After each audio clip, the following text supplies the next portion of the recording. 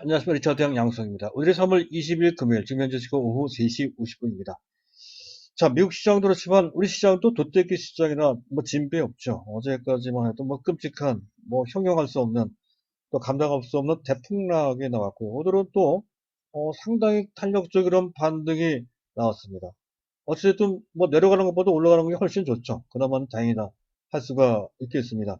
사실은 어제 그제 연속 폭락한 곳에는 코로나 문제가 기본적으로 작용이 됐겠지만 그 외에 다른 시장 내 수급 문제가 돌발적으로 작용한 측면이 있습니다. 그 바람에 낙폭이 지나치게 증폭된 측면이 있었고요. 그를 통해서 오늘 반등은 그에 따른 당연한 기술적 반등이 나왔다 할 수가 있겠습니다. 전반적으로 봤을 때 현재 상황이 반등이 꽤나 탄력적으로 나와서 조금 개선되긴 했지만 여전히 코로나와 관련돼서 봤을 때는 현재 상황이 그렇게 호전됐다라고 보기는 좀 어렵죠. 오히려 더 나빠질 수 있는 그런 상태. 현재 유럽과 미국이 심각하고요. 또 치료제가 나오려면 아직도 시간이 더 필요합니다. 그래서 그것과 관련돼서 글로벌 증시, 우리 증시 다 할 것 없이 다시 한번 크게 흔들릴 수 있는, 즉 다시 한번 더 급락할 수 있는 위험성이 그대로 남아있는 상태다라고 보는 것이 객관적인 시각인 것 같습니다. 그래서 말씀을 드리고 있는 거죠. 3월 초부터 말씀을 드렸습니다. 일단 중기 보유 관점에서 또 단기 트레이딩 관점도 되고요. 지수 방향과 반대 방향으로 움직이게끔 설계된 상장 지수 펀드 코덱스 인보스를 계속 말씀드리고 있는데요. 중기 보유하실 분들은 즉 현재 갖고 있는 우량주를 계속 보호한다, 해지한다 차원에서 중기 보유, 즉 코로나 문제가 해소되거나 완화될 때까지 보유한다는 그런 관점은 여전히 유효하고요. 다만 트레이딩 관점에서는 오늘 아침에 매도를 하자고 이제 말씀을 드린 바 있었죠. 어제 말씀을 다시 한번 강조를 드린 바 있었습니다. 자, 그랬던 건데요. 하지만 저점 매수를 다시 한번 노려볼 필요가 있다는 거죠. 그런 위험이 남아있기 때문에 그렇습니다. 그래서 다음 주 월요일 날 정도에 주가를 본다면, 일단 보고 계신 차트가, 현재 코덱스 인버스 일봉 차트인데요. 8,000원대 근처까지 내려온다면 장중에 그 타이밍을 노려볼 필요가 있다 하는 트레이딩 관점의 팁을 먼저 드리도록 하겠습니다. 자, 어쨌든 제가 말씀드릴 내용은 그들 종목에 대한 전략적 차원에서의 팁이 아니고 시장 점검과 함께 또 어제 그제 지수가 폭락한 곳에는 어떤 이상 배경이 있었다는 건데 그것을 들여다보면 현재 추가적인 하락이 나온다 하더라도 그 하락의 윤곽을 잡아볼 수, 즉 현재 이 폭락 장세의 이 바닥권을 우리가 그, 유추해 볼 수 있다는 것이죠. 그리고 또 한 가지는 미국 시장을 보면 뭔가 좀 되게 이상합니다. 다우 지수와 나스닥 지수에 똑같이 하락한다 하더라도 전혀 다른 관점으로 다르게 움직이고 있거든요. 그것을 보면 우리가 과연 시장이 정상화됐을 때 어디에다 초점을 맞출지에 대한 명확한 답을 찾아낼 수 있다는 것이죠. 그런 내용을 준비를 했습니다. 자, 일단 우리가 처해 있는 상황인데 객관적으로 봤을 때 누가 보더라도 현재 상황은 여전히 어렵고 불확실한 장세라는 거죠. 특히 이 코로나 확진자가 유럽도 유럽이지만 미국도 난립니다. 14,000명이 넘어갔어요. 그런 정도라면 조만간에 인구 3억인 미국이 2만 명, 3만 명, 4만 명 이런 식으로 늘어날 소지도 다분히 있죠. 걷잡을 수 없는 상태. 그렇게 됐을 때 미국 증시도 또 한 번 흔들릴 소지가 있다. 이렇게 말씀을 드리는 거고요. 어쨌든 그것과 관련돼서 트럼프도 또 메르켈 독일 총리도 얘기를 하죠. 전후 최대 위기이며 전쟁 상태, 전시 상황이다 라고 언급을 하고 있습니다. 심지어 미국은 트럼프는 국방물자법까지 발동시키는 지경에까지 가고 있습니다.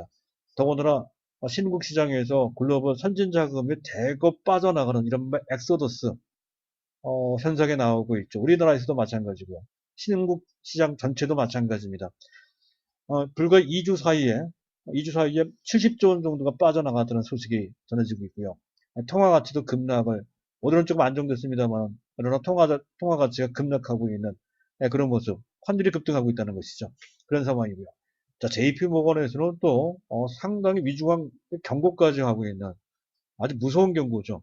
중국의 1분기 GDP 성장률이 마이너스 0.4도 감당하기 어려운데 그것의 100배인 마이너스 40% 격감할 것이다. 라고, 뭐 거의 저주스러운 그런 정도의 그런 대폭락입니다. 또 미국의 2분기 GDP 성장률도 마이너스 1.4%가 아니라 마이너스 14% 정도로 대충격을 받는다는 거죠. 실제로 이렇게 된다면 어마어마한 이런 충격이 또 한 번 우리 증시, 전 세계 증시 강타할 소지가 있겠습니다. 자, 그런 상황. 자, 그런 상황 속에서 오늘 우리 시장을 보면 여전히 분위기는 좀 개선됐다 치더라도 외국인들의 수급은 좋지 않습니다. 지금 현재 유가증권 시장에서 5,812 거래일째 연속 순매도인데다가 선물도 갑작스럽게 매도를 해요. 9,800계약 정도나. 이런 측면. 이런 상황은 그렇게 썩 좋은 모습이 아니죠. 현재 외국인들 매도가 줄거나 또는 플러스로 반전돼야 순매수를 해야 시장이 반전됐다고 할 수 있는데 아직은 그런 모습이 전혀 나오지 않고요. 앞으로 상당 기간 그렇게 될 소지가 높다는 관점으로 수급은 계속 불리하게 작용되고 있다는 것이죠. 그거 결코 우리가 무시할 수가 없습니다. 자, 그래서 현재 객관적인 상황은 여전히 어렵다는 것을 이제 말씀드렸고, 자, 그리고 그런 가운데 희망적인 변화도 있죠. 일단 어쨌든 간에, 유럽도 유럽이지만 미국도 전국적으로 현재 코로나와 관련된 긴급 조치를 취하고 있습니다. 굉장히 강한 조치를 취하고 있죠. 국경도 폐쇄하고요. 해외 여행도 금지고, 집회도 현재 또 금지하거나 제한시키고 있는 그런 정도 강력한 조치를 거의 전시 상태나 마찬가지다 해서 하고 있는 상태입니다. 조만간에 그 효과가 나오지 않을까 싶고요. 어쨌든 그렇고요. 또 미국 연준에서는 기존의 G5, 한 일본, 영국 같은 나라죠. 그런 나라들 외에 한국이나 또 멕시코나 호주나 이런 나라들과 통화 수합을 체결을 했죠. 그래서 글로벌 전체 외환시장을 안정시키는데 상당히 결정적인 역할을 한 측면. 오늘 원달러 환율을 통해서도 충분히 알 수가 있다는 것이죠. 이왕 얘기가 나왔으니까 잠깐 원달러 환율의 추이를 보도록 하겠습니다. 자, 오늘 원달러 환율인데요. 자, 어제까지만 하더라도 치솟아 올라가면서 1296원까지 올라갔던 현재 장대 양봉의 급등 볼 수가 있죠. 그만큼 원화 가치가 급락했다는 것이고 그만큼 금융시장이 대단히 불안했다는 건데 자, 오늘은 비교적 큰 폭의 하락이 나왔죠. 그만큼 급등세가 진정되고 있는 모습. 원달러 가치가 약간은 다시 현재 지금 높아진 그런 상태라고 볼 수 있는 환율 시장에 진정되고 있는 그런 모습이라는 측면에서 일단 긍정적이고요. 또 한 가지는 현재 어제까지 급락했던 현재 WTI 현재 원유 가격입니다. 오늘 24% 지난밤이죠. 24%를 급등하면서 분위기에 좀 일조하는 모습. 그것과 관련돼서 오늘 일부 석유와 관련주들이 급등하는 모습까지 연출을 해줬죠. 그래서 전반적인 분위기가 좀 개선이 됐습니다. 그런 측면. 자, 그리고 또 한 가지는 현재 나스닥, 우리나라 선물인데요. 선물을 보면 현재 베이시스가 1.8, 물론 이제 이건 끝에 가서 올라갔기 때문에 특별한 의미는 부여하기는 어렵지만 가장 장중만 하더라도 계속해서 마이너스 1.0을 넘어섰던 그런 상태에서 후반에 갈수록 현재 낙폭이 줄어들 뿐만 아니라 오히려 플러스로 반전되는 선물시장 참가자들이 이 정도라고 한다면 시장의 추가 추세적으로 어느 정도 이 반등세가 나올 수 있다고 보고 지수가 올라가는 쪽에 베팅을 했다라고 볼 수 있는 그런 정도의 베이시스입니다. 현재 백오데이션 약세장에서 컨텐고 정상화 그런 강세장으로 전환되고 있다라는 것을 보여주는 변화인데요. 글쎄요. 이걸 갖고서 현재 시장 상황이 반전됐다라고 보기는 어렵죠. 여전히 어렵지만 이런 걸 통해서 약간 분위기가 개선될 수 있는 그런 정도의 변화가 주어진 것이다 하는 정도로 일단은 먼저 가볍게 봐야 될 것 같습니다. 나스닥 선물이 강세를 보이는 것도 비슷한 맥락으로 봐야 된다는 거죠. 자, 어쨌든 현재 의미가 있는 것은 어떤 한미 통화수합 600억 달러인데요. 2008년도에는 300억 달러 했다는 거죠. 어쨌든 현재 우리나라 외환보유고가 4천억 달러 이상 되니까 이런 정도라고 한다면 현재 지금 통화 문제, 환율 문제는 더 악화될 수지는 크지는 않을 것으로 판단이 됩니다. 그리고 오늘 외국인들이 현물 매도를 했다고 치지만 그 매도 규모는 그 전에 비해 약간 줄어드는 그런 모습이 나왔죠. 그리고 또 오늘 종합지수를 봤을 때 어제는 뭐 종합지수 심리적인 마지노선이라고 할 수 있는 1500포인트가 너무나 여지없이 쉽게 깨졌습니다만은 그것을 하루 만에 현재 회복하는 그런 모습이 나왔죠. 기술적으로 봤을 때 시장 심리 측면에서 봤을 때 그런 면은 상당히 도움이 될 수 있다는 것이죠. 그리고 뭐 오늘 시장을 보면 코스닥도 코스닥이지만 거래소도 못지않게 웬만한 종목들은 거의 무차별적으로 거의 또 현재 동반 급등하는 그런 모습이 나오고 있죠. 한 가지 우리가 유의할 것은 지금같이 낙폭이 심한 그런 상태 모두가 같이 동반 폭락해서 반등이 나올 때는 거의 모든 종목들이 같이 또 동반해서 같이 올라갑니다. 이런 상태에서 시장 판단이 또 우선시 돼야 된다는 거죠. 종목에 대한 구분이 크게 도움이 되지는 않습니다. 종목 구분보다 시장 판단을 먼저 해야 된다는 거 항상 이럴 때는 말이죠. 그리고 좀 나중에 그것이 복구가 된 다음에 그때 가서 종목에 대한 선별이 필요하다. 이런 식의 수순을 생각하고 판단을 하실 필요가 있다는 것을 이제 먼저 말씀드리도록 하고. 어쨌든 상황은 반전되긴 했죠. 상황은 좋아지긴 했지만 그렇다고 해서 현재 상황이 크게 개선된 것은 아니다. 다시 한번 크게 흔들릴 수 있는 위험이 그대로 남아있는 상태다 하는 점에 대해서는 그 점과 같은 관점으로 보실 필요가 있겠습니다. 자, 그것도 그건데 사실 또 한 가지 약간 좀 달리 봐야 될 것은 어제 그제 지수가 폭락을 했다 하는 건데요. 그것과 관련한 내용을 잠깐 보도록 하겠습니다. 현재 보고 계신 차트는 미국의 다우존스 차트가 위에 있는 차트 위에 다우존스 차트고요. 밑에 있는 차트는 코스피 차트입니다. 다우존스 차트는 보시다시피 어제 그제 양 이틀간의 주가가 하락을 했지만 불과 4% 정도밖에 하락을 안 했고요.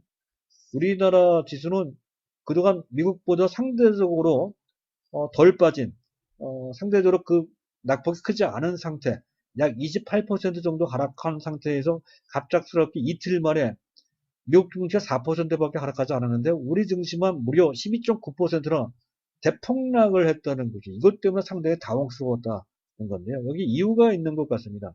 이유가 수급에서 찾아볼 수 있다는 건데요. 수급에서 찾아보게 되면 특히 기관별로 봤을 때 문제가 되는 것은 투신사 쪽입니다.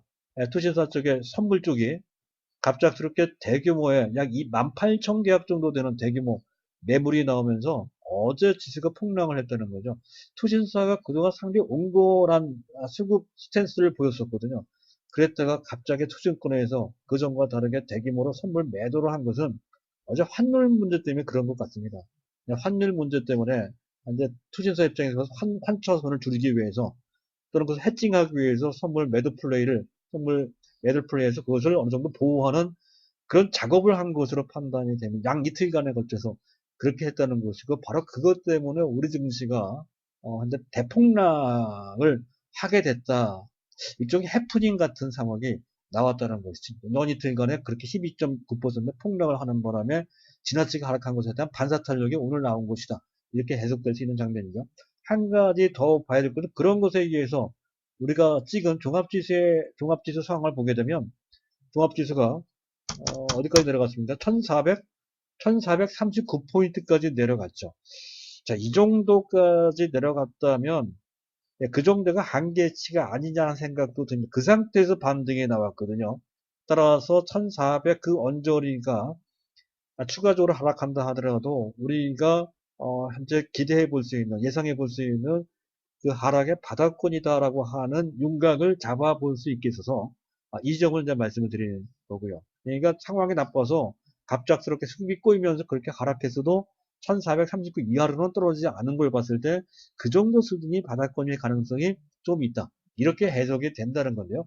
이걸 좀 체계적으로 분류해서 다시 한번 볼 필요가 있습니다. 일단 밸류 측면에서 바닥을 측정을 해보면 과거의 사례를 볼 때 시장 BPS 현재 우리나라 시장의 시장 BPS 주당 순자산 가치는 금액을 환산했을 때 한 2,200원 정도 됩니다. 상황이 아무리 나쁘다 하더라도 최악의 PBR은 0.7배 정도거든요. 따라서 계산상에 또 현재 BPS 기준으로 봤을 때 현재 바닥권은 2,200원 곱하기 0.7배 해서 1,540 정도가 나온다는 건데 지금 그 이하에 있거든요. 어찌됐든 그보다 좀 더 지나치게 하락했다는 것을 뜻하는 것이고 그리고 기술적으로 또 시장 심리 측면에서 우리가 바닥을 예측해 볼 수 있다는 건데요. 그 전에 제가 주봉을 통해서 말씀을 드렸던가요? 주봉을 통해서 보게 되면 종합지수의 바닥권은 1,500포인트 정도 1,500 내지 1500 정도가 될 것 같습니다. 1500 정도 수준이 종합지수의 심리적인 바닥권이다. 이렇게 볼 수가 있죠. 물론 어제는 깨졌지만 그것은 시장의 때문에 깨진 것이고요. 어쨌든 심리적 측면에서 봤을 때 바닥은 대략 그런 정도다. 이렇게 판단이 됩니다. 그리고 악재는 코로나와 관련된 악재죠. 이 코로나 관련된 이 악재에서 나올 수 있는 추가적인 가변성, 폭락할 수 있는 정도는 현재 가격 1500포인트 정도에서 100포인트 정도인데, 그런데 100포인트 정도인데, 어제와 같이 현재 어떤 투신사나 기타 다른 어떤 기관의 현재 수급상 준동에 의해서 그 하락폭이 증폭될 위험성이 좀 있죠. 곱하기 1.5를 더 해야 된다는 거죠. 그래서 그랬을 때 100포인트 곱하기 1.5배 하면 마이너스적으로 150포인트 정도를 더 하락할 수 있다. 이렇게 유추가 가능할 것 같습니다. 그래서 심리적인 지지선 1500에서 150포인트를 빼면 최악의 상태가 나오는데 1350까지 나올 수 있다는 것이죠. 자, 1350이라고 한다면 1500포인트를 기준으로 해서 약 현재 10% 정도 되는 거고요. 오늘 종가가 1566이니까 오늘 종가 기준으로 봤을 때 15% 정도 됩니다. 이런 거죠. 현재 종합지수 2200에서 1500대까지 떨어질 때까지 잘 참아왔는데 추가적인 어떤 그 하락 위험이 있다고 해서 지금에 와서 이제 와서 뭐 현재 수비적으로 나온다든가 이럴 필요가 없다는 거죠. 여태까지 참아왔다면 앞으로도 남아있는 위험이 좀 남아있지만 지금부터는 오히려 더 그 전보다 강하게 버텨야 된다는 결론을 충분히 도출할 수가 있을 것 같아서 이 점을 먼저 말씀을 드린 거고요. 사실 이 내용은 사실 자의적인 측면이 상당히 강합니다. 하지만 이런 정도를 만들어 놓고 대응을 하면 매매 판단을 하는 데 있어서 또는 현재 이 상태, 어려운 상태 견디는 데 있어서 도움이 될까 싶어서 약간 자기적이라 하더라도 현재 제가 이렇게 준비를 좀 한 것이고요. 어쨌든 그런 정도가 될 것으로 생각이 돼서 어느 정도 객관적인 측면도 좀 있습니다. 네, 그래서 제가 제시를 해드리는 그런 예상되는 바닥권이고요. 자, 세 번째 주제로 넘어가도록 하겠습니다. 외국인들이 추가 하락에 대한 예상인데요. 사실 문제가 있죠. 남은 악재는 뭐 미국 유럽 확진자 통제 불능 수준인 것 증가되는 게 이게 막을 수 없는 걷잡을 수 없는 지경인 것 같습니다. 굉장히 빠른 속도로 무서울 정도로 폭증을 하고 있는 그런 상황인 통제 불능 상태이지 않을까 싶고요. 또 현재 실물 경기도 앞서 말씀드렸던 것처럼 상당한 타격을 줄 소지가 그것이 구체적으로 데이터로 나올 때 그것에 따른 충격도 있겠지. 해서 2중, 3중의 충격이 연속해서 나올 수 있다. 특히 중국이 매우 심각한 것으로 우려가 되는 그런 상황입니다. 어쨌든 그렇고요. 그런데 하락의 내용을 보게 되면 그런 가운데 약간씩 뭔가 변화가 좀 있다는 것이죠. 어쨌든 미국 시장을 보면 굉장히 짧은 기간, 저는 악마의 구간이라고 얘기를 하죠. 불과 4주 만에 역대급으로 뭐 거의 30% 이상 다우지수 같은 32%로 폭락을 했다는 거. 굉장히 짧은 기간에 역대급 큰 폭으로 폭락했다는 특징을 갖고 있는데 그런 상황 속에서 어제 코로나와 관련된 상황은 더 나빠졌음에도 불구하고 미국 증시는 뭐 힘겹게 반등했죠. 어쨌든 반등을 했다는 거. 그것을 보면 내성이 조금 생긴 것 같아요. 조금씩은. 그런 측면. 그리고 어쨌든 유럽과 미국이 현재 뭐 대통령까지 나서서 극단적인 뭐 현재 매우 적극적인 방역과 관련된 조치를 취하고 있는데요. 그 효과가 우리나라 예를 보면 나타나겠죠. 지금 당장 아니더라도 한 일주일 내지 2주일 정도 되면 그것이 나오지 않을까 그렇게 판단이 되고 어쨌든 또 한 가지 통화수합 체계를 통해서 환율 시장 안정에는 일단 성공적이고요. 100%다 성공한 건 아니지만 어쨌든 일단 통하고 있고요. 또 글로벌 초대규모 공적 부양책 공조하고 있죠. 미국 정부에서 1조불 패키지에다가 헬리콥터 뭐 돈을 뿌리기까 극단적인 몰핀 주사 같은 극약 처방까지 내놓고 있는 상황이고 미국 연준에서 금리를 재료 수준 빅컷입니다. 또 7천억 달러 양적 완화에다가 또 양적 완화에 국채 MBS는 모기증권이죠. 주택담보증권입니다. 거기서 CP는 기업 이것까지 이제 사들어가고 ECB도 마찬가지. 유럽 중앙은행도 그렇게 하고 있고요. 거기다 또 CP죠. 기업 보면 1천조 원, 1천 정도 어마어마한 경우에 그런 기업 어음도 인수한다고 하고요. LTR로 장기 대출 저리 저금리 장기 대출 프로그램이래. 이거를 가동한다는 거죠. 2011년도 그 당시인가요? 그 당시 두 번에 걸쳐, 세 번에 걸쳐 LTR을 통해서 유럽 경기가 회복된 바 있습니다. 그것까지 가동시키고 또 마이너스 금리까지 더 한다는 거잖아요. 또 중국, 영국, 일본도, 한국도 우리나라도 마찬가지죠. 이런 식으로 공조화를 이루겠다는 건데 사실은 이런 정도로 하면 그 어느 때보다도 어마어마한 유동성 장사 만들어줘야 되는데 지금 코로나 문제 때문에 이게 가려져 있는 것뿐이다. 그래서 현재 상황은 그러한 정책 효과가 나오기 전까지 그러한 에너지가 조금씩 응축되고 배태되고 있는 상태다라고 설명을 드리고 있는 것이죠. 자, 그런 상태라는 것이고요. 자, 마지막으로 미국 시장을 잠깐 보도록 하죠. 미국 시장 뭔가 이상해요. 잠깐 미국 시장의 차트를 보고 말씀을 드리는 게 더 나을 것 같습니다. 미국 증시와 미국의 위에 있는 차트는 미국의 다우지수 차트고요. 밑에 있는 차트는 미국의 나스닥 차트입니다. 움직이는 모양새가 좀 다르다는 것을 보실 수가 있을 겁니다. 자, 미국 증시가 지난 6개월 전, 지난 10월 달부터 나스닥도 마찬가지입니다. 다우지수 나스닥 10월 초부터 상승 추세를 금년 2월 중순까지 쭉 이어나가다가 2월 12일부터 폭락에 이르기 시작을 했습니다. 어쨌든 다우지수는 2월 12일, 작년 10월 초부터 2월 12일까지 차트에서 보면 알 수 있듯이 현재 약 13.4% 올라갔어요. 근데 밑에 한번 보세요. 나스닥을 보면 나스닥이 더 많이 같은 기간 동안에 훨씬 많이 올라갔습니다. 무려 26.3%로 올라갔다는 거죠. 그래요. 다우지수가 더 우량한 종목들이 많이 모여 있단 말이죠. 대표적 큰 종목들이 모여 있는 그걸 대표하는 지수입니다. 14.3% 4% 올라간 건 당연하죠. 나스닥이 조금 가볍게 올라가는 것도 당연하고요. 근데 떨어지는 양상을 보세요. 떨어지는 양상을 보면 우리하고 완전히 즉 양시장이 완전히 다릅니다. 이 다우지수는 올라간 게 많이 올라가지도 않았음에도 불구하고 무려 고점에서 32.1%나 대폭락을 합니다. 그런 정도 많이 올라가지도 않은 지수가 이렇게 많이 폭락을 하고요. 오히려 더 많이 올라간 나스닥 지수는 26.3% 올라가는데 폭락은 27.3%입니다. 상대적으로 훨씬 작죠. 원래 기본적으로 안정적인 시장에 덜 떨어지고 위험한 시장에 더 많이 떨어져야 됩니다. 그렇지 않은 모습이 나왔다는 거죠. 기존의 상승폭도 나스닥이 훨씬 더 큰데도 불구하고 현재 떨어진 폭은 오히려 다우지수보다 더 적게 떨어졌다는 것이 의미가 있다는 것이죠. 그 이유를 한번 볼 필요가 있다는 것입니다. 그 전에도 한번 말씀드린 바 있었는데 나스닥 하락률이 훨씬 작은 이유가 뭐냐 하는 거죠. 4차 산업혁명이라고 하는 그 흐름은 코로나 문제가 있긴 하지만 그 문제와 별개로 대세적으로 유효하다는 거죠. 이건 혁명이기 때문에 산업혁명이기 때문에 20년 내지 길게 50년 이상 계속 지속되는 흐름 변화입니다. 대세일 수밖에 없는 것이죠. 그것이 여전히 유효하다는 것을 의미하는 것이고 그리고 그렇다 치더라도 코로나 문제가 그렇게 심각한 훼손이 있다고 한다면 그러면 기술주들이 더 많이 하락을 했었을 겁니다. 그나마 그러한 상황 속에서 경제 구조가 치명적으로 훼손되지 않았기 때문에 짧은 시간에 지나갔기 때문에 지나간 건 아니지만 짧은 순간에 현재 벌어지고 있기 때문에 그런 것 같습니다. 훼손 상태는 아니라는 것도 의미하기도 하고요.